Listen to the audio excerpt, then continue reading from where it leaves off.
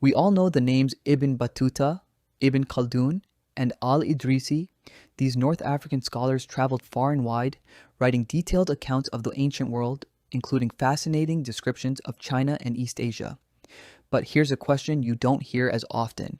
What did China think of them? What did Chinese scholars actually know about North Africa? That's exactly what this video digs into. We'll trace the earliest Chinese writings about North Africa, starting from vague, secondhand impressions and following how they slowly sharpened into real, detailed descriptions of the region's geography and culture, all the way through the Tang and Southern Song dynasties.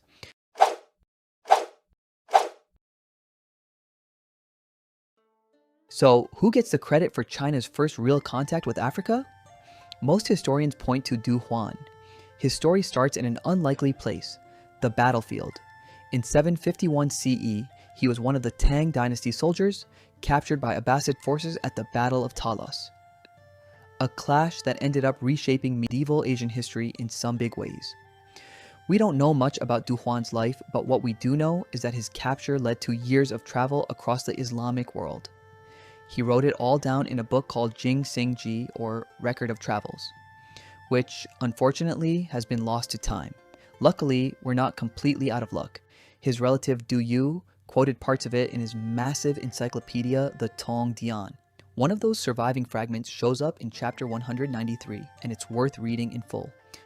Molin is southwest of Qiusa Luo. To get there, one crosses a great desert for 2,000 li. Its people are black and their customs fierce. It has little rice or grain and is without shrubbery or trees. Horses eat dried fish and people eat humang. Humang are the same as Persian dates. Malaria is quite prevalent.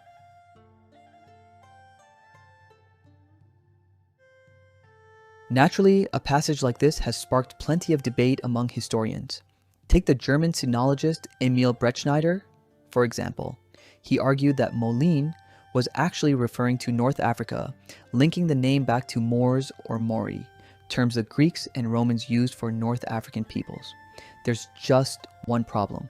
The way the land and local diet are described in the passage doesn't really match what we know about North Africa. So where does that leave us? Wolbert Smith makes a different case, pointing instead to East Africa. He notes several ancient cities and regions, Meroe, Malau, Malindi, and Makuria, whose names sound strikingly close to Molin, which makes for a compelling alternative theory.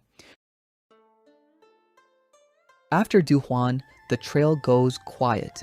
No new Chinese accounts of North Africa survive from this stretch until the Southern Song dynasty, roughly 4 centuries later, when 2 major geographical works finally pick the story back up, Lingwai Dai Da, or Representative Answers from the Region Beyond the Mountains, by Zhou Qiufei and Zhu Fanzhi, or Records of Foreign People, by Jiaoru Guo. Zhou's original text didn't survive on its own, but we got lucky. It was copied into the Yonglei Da Dian of the Ming Dynasty and later the Siku Quan Shu of the Qing Dynasty. Zhao's Zhu actually leans on Zhou's earlier work quite a bit, making it a nice companion piece. Here's the interesting part though. Neither Zhou nor Zhao ever actually traveled abroad. So where did all this information come from? Most likely, they picked it up secondhand, from Muslim traders passing through Chinese cities. Zhou Qiufei's Lingwai Daida gives a notable account of a place called Mulan Pi. The passage reads, "The country of Mulan Pi is to the west of the Da Shi country. There is a great sea, and to the west of this sea there are countless countries, but Mulan Pi is the one country which is visited by the big ships of the Da Shi. Putting to sea from Tuopandi in the country of the Da Shi, after sailing due west for full 100 days, one reaches this country. A single one of these ships of theirs carries several thousand men, and on board they have stores of wine and provisions, as well as weaving looms. If one speaks of big ships, there are none so big as those of Mulan Pi." At the present day, when people say a Mulan ship, is it not simply saying that it is a big one?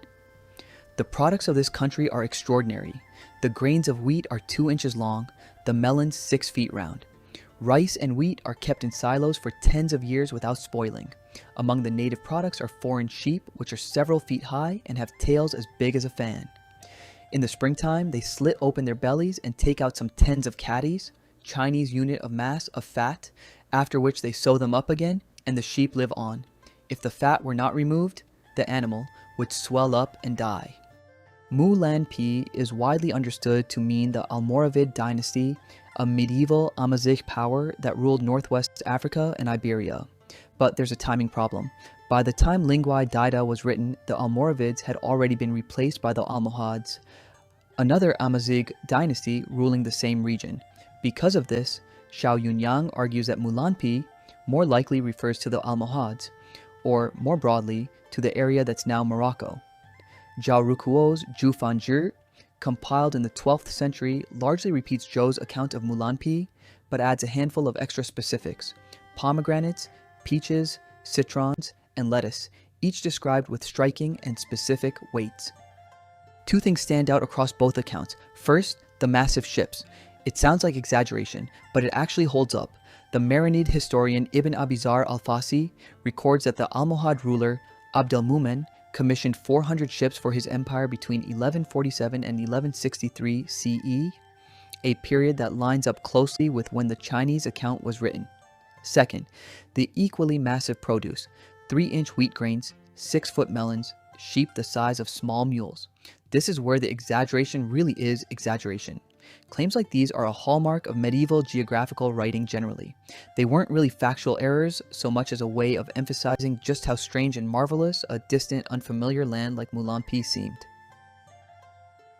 Zhu Fanzhi also gives us another glimpse into North African society, this time in a passage about what Zhao Rukuo calls Mo Jia Li. It reads, "In the country of Mo Jia Li, the king chants scriptures and worships heaven daily.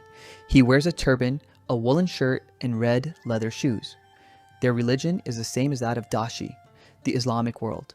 The king rides a horse whenever he goes out from his palace, preceded by a camel that bears on its back a box containing the Buddhist sutras of Dashi. This country rules over more than 500 prefectures, each of which has a city.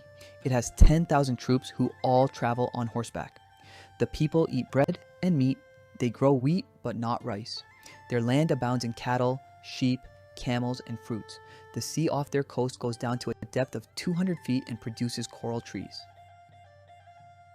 The term Moja Ligo is etymologically linked to Maghrib, the Arabic word for North Africa. Professor Xiao Yunyang argues this passage specifically describes Ifriqiya, modern-day Tunisia, northwest Libya, and northeast Algeria, a region also under Almohad rule at the time.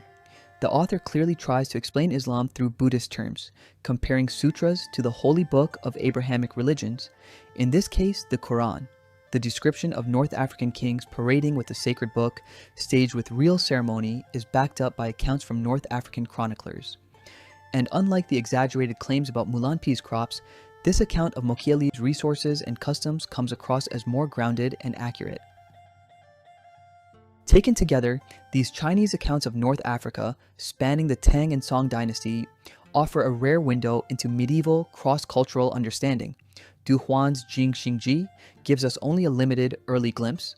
Later texts like Lingua Dida and Zhu Fanzhi build a much fuller picture, mixing real, verifiable detail with the occasional tall tale. So, back to our original question. What did China think of North Africa? The answer: something, but not much, and mostly at second hand. What Chinese scholars knew came through traders and travelers passing through, not direct contact, and even then, only in fragments mixed in with legend.